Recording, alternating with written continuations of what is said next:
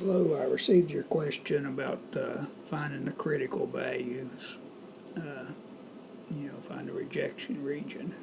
So up here, you give an alpha 0.06, and we're in 8.4, we're on a normal curve, and you've already identified this is a right-tailed test here on alternative hypothesis. It's right-tailed, and so that means, we're talking about alpha being over here 0.06. I always like drawing a sketch.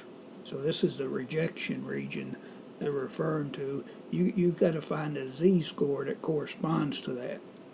And so you could use table 4, use StatCrunch or the calculator, use technology or table 4. Either one would work. Now if you're using table 4, you have to give it this area to the left of this z-score.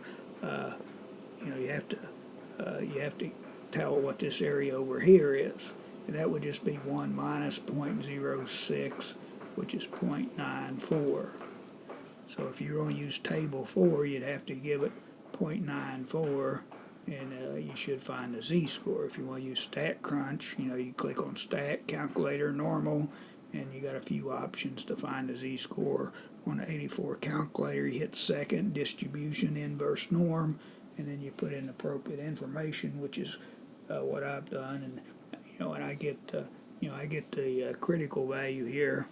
I come up with 1.55 for it. Now the technology, of course, is more precise than the table, so they could differ just a little bit using technology versus the table, but the homework should accept both.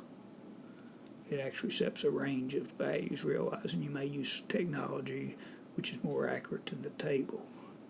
Hope this helps.